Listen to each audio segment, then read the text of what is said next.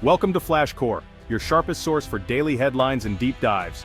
If you're new here, don't forget to hit that subscribe button and stay ahead of the curve. It's 2025, and what was once one of the world's friendliest borders is suddenly the site of a major showdown. The U.S. Canada relationship just hit a massive pothole, and the shockwaves are being felt on both sides of the border. The Trump administration, determined to protect American electric vehicle manufacturing jobs, slapped a huge tariff on Canadian minerals, especially those vital for the green economy like nickel, cobalt, and lithium. These are the building blocks for batteries and clean tech, and suddenly, they're a lot more expensive. Predictably, Canada was furious, feeling blindsided by its closest ally. Prime Minister Trudeau called the tariffs an aggressive attack on Canada's economy and workers, vowing not to be America's doormat. He promised swift retaliation, and Canadian workers took to the streets in protest, demanding action. This wasn't just diplomatic posturing, it was the opening shot in a trade war nobody wanted, but neither side seemed willing to back down. The US and Canadian economies are deeply intertwined, like conjoined twins who suddenly can't agree on the music. Every day, billions of dollars in goods and services cross the border, supporting millions of jobs. For industries like automotive and energy, supply chains cross the border multiple times before a single car or product is finished. It's a delicate dance, and any misstep can cause chaos. These tariffs threw a wrench into that system, threatening to grind North American industry to a halt. Factories are pausing production, and workers are left wondering if their jobs are next. Businesses on both sides now face massive uncertainty. Executives are scrambling to recalculate costs, and investors are getting nervous. How do you plan for the future when your costs could skyrocket overnight? Every decision feels like a gamble, and the stakes are higher than ever. American manufacturers are now at a disadvantage, forced to compete with higher costs and supply chain headaches. Some are even considering moving operations elsewhere. The move has been condemned by both Canadians and Americans. Politicians, business leaders, and everyday people are all voicing their frustration, worried about what comes next. It's like charging your neighbor to use your grill at a barbecue. Rude, counterproductive, and guaranteed to ruin the party for everyone. What used to be friendly cooperation is now open hostility. The stage is set for a messy, expensive, and entirely avoidable conflict. Lawsuits are being filed, and both economies are bracing for impact. And as we'll see, this neighborly spat is about to get a whole lot nastier. The fallout is just beginning, and the consequences could last for years. Stay tuned. So, what's a tariff? It's a word you hear tossed around in the news, especially when countries start arguing about trade. But what does it actually mean for you, for businesses, and for the economy as a whole? Simply put, a tariff is a tax placed on goods that are brought into a country from abroad. The idea is to make foreign products more expensive, so that people are more likely to buy things made at home, supporting local industries and jobs. On paper, it sounds patriotic, like a way to protect American workers and keep factories humming. But in reality, it's a bit like trying to fix a leaky faucet by setting your entire house on fire. The solution ends up causing more damage than the original problem. Here's the catch: the U.S. government doesn't actually collect money from Canada. Instead, American companies importing goods pay the tariff, and they usually pass that extra cost right along to you, the consumer. That shiny new electric vehicle you've been eyeing? Suddenly it's hundreds or even thousands of dollars more expensive just because of a tariff. Tariffs are like a surprise bill that lands in the laps of American families and small businesses, not in the hands of foreign governments, and it doesn't stop there. Canada, not wanting to be pushed around, hits back with its own tariffs on American goods. A classic tit-for-tat move in the world of trade. Suddenly, American farmers can't sell their crops, and distilleries can't move their barrels because their products are now too pricey for Canadian buyers. This is how a simple trade disagreement can spiral out of control, turning into a full-blown trade war. Both sides keep raising the stakes, and in the end, it's mostly politicians who claim victory, while everyone else pays the price. The fallout? Higher prices for cars, rising costs for manufacturers, and even layoffs for Canadian miners who can't sell their resources. Businesses hate uncertainty, and tariffs throw everything into chaos. Companies can't plan, prices jump around, and the stock market gets jittery. Investment dries up, hiring freezes, and people lose their jobs. The ripple effects are felt in every corner of the economy. The U.S. and Canada, once close allies and trading partners, suddenly find themselves locked in a cycle of economic self-harm, each side hurting the other and themselves. The only thing these tariffs have truly created is pure, unfiltered chaos. Confusion for businesses, anxiety for workers, and headaches for everyone. And the fallout, it's just beginning. The long-term consequences could be even more severe. The lesson here is clear. Tariffs almost never work as intended. They're a blunt tool for a complex problem. In the end, both sides lose. Factories close, workers are left without jobs, and communities suffer. And unfortunately, this is just the start of the story. The real impact of tariffs can last for years, leaving scars on both economies.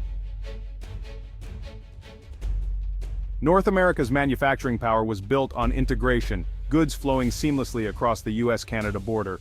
A car part might cross the border multiple times before final assembly. Tariffs shattered this system, adding paperwork, delays, and new taxes at every crossing. For automakers, battery costs, the most expensive EV component, just shot up. Companies scrambled, absorb the cost, pass it to consumers, or re-engineer supply chains. None are good options. The disruption trickles down, hurting workers and communities. The efficiency of our integrated system was our secret weapon. Now we're handing a competitive advantage to Europe and Asia. The U.S. can't just produce all the nickel it needs overnight. Opening new mines takes years and billions. American companies are forced to look elsewhere, often to less friendly, less reliable suppliers. The scramble is on, and the consequences are global. Canadian minerals aren't just ordinary rocks. They're the backbone of countless industries and are strategically vital to North America's future. Beneath Canada's vast landscape lies a treasure trove of resources that power economies and shape global supply chains. Canada supplies the U.S. with essential minerals like aluminum, uranium, potash, and crucially nickel, materials that are absolutely indispensable for modern manufacturing and technology. These minerals are the building blocks of modern life. They're found in fighter jets that defend nations, nuclear plants that power cities, medical equipment like MRI machines that save lives, and the batteries that drive the electric vehicle revolution. For decades, the U.S. has relied on Canada as a secure, stable, and friendly source for these critical materials, ensuring a reliable flow across the world's longest undefended border. So why would anyone risk picking a fight with their best and most dependable supplier? The U.S. wants to reduce its dependence on China for minerals, but by imposing tariffs on Canadian minerals, it's actually making that goal harder to achieve. High-purity nickel, for example, is absolutely essential for producing advanced EV batteries, which are key to the future of transportation and clean energy. Canada not only has vast reserves of nickel, but also the expertise and environmental standards to mine it responsibly, making it a world leader in sustainable mineral production. By making Canadian nickel more expensive, the U.S. risks kneecapping its own industry, forcing companies to look elsewhere, often back to China, for these vital resources. This isn't just an economic misstep, it's a national security risk, threatening the stability of critical supply chains. A secure mineral supply chain is as crucial today as steel was to the industrial age a century ago.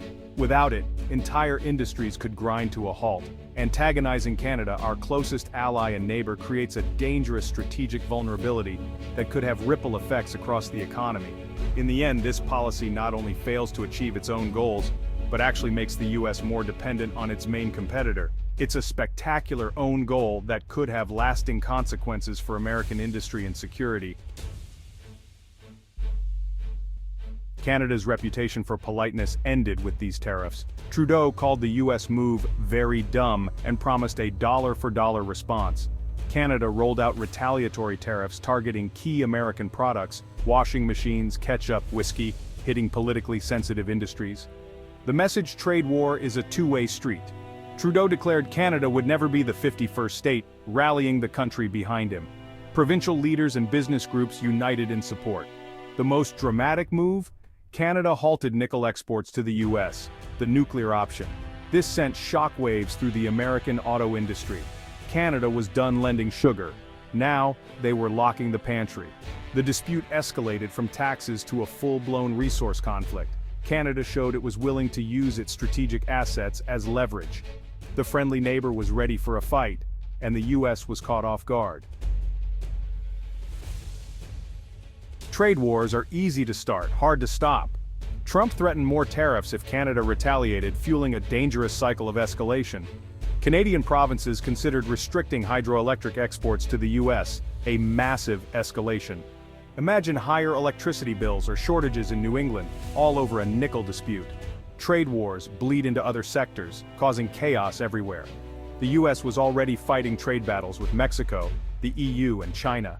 Global markets rattled, allies grew wary. The worst-case scenario? Total breakdown, border closures, bans, collapsed industries, and lost jobs. Prices would skyrocket, and the historic friendship could turn into lasting hostility. This isn't just a risk, it's the logical outcome if escalation continues. The stakes couldn't be higher. In this family feud, China is the real winner. While the US and Canada fight, China stands ready to benefit. America's goal was to build secure supply chains with allies, but tariffs on Canada do the opposite. US companies, unable to get affordable Canadian nickel, turn to Chinese suppliers. This hands China more control over global minerals and weakens the West's bargaining power. Instead of setting global standards together, the US and Canada are distracted by infighting. China fills the vacuum, expanding its dominance in green energy materials. The trust between the US and Canada erodes, weakening alliances. America's attempt to look tough only isolates itself and strengthens its main competitor. The fallout is strategic, not just economic. There are clear ways out of this mess. First, drop the tariffs and return to the negotiating table. Align regulatory systems to make trade smoother, especially for critical minerals. The US could recognize Canadian minerals as domestic for legal purposes, exempting them from tariffs. This would treat North America's resources as a single strategic asset. The real solution is collaboration, not competition. A joint US-Canada critical minerals strategy could secure supply chains and reduce dependence on China. The path forward is clear, it just takes political will. Cooperation beats conflict every time. As of August 10, 2025, the US and Canada stand at a crossroads. One path, more tariffs, more retaliation, fractured supply chains, and lost jobs. The other, de-escalation, dialogue, and renewed partnership. Leaders must choose long-term wisdom over short-term politics. The stakes are bigger than nickel or EVs, they're about the future of North America. Will the continent lead the green transition, or tear itself apart over trade? The answer will shape generations. The US and Canada aren't zero-sum competitors, they're partners. To abandon that partnership now would be a historic tragedy. The choice is ours.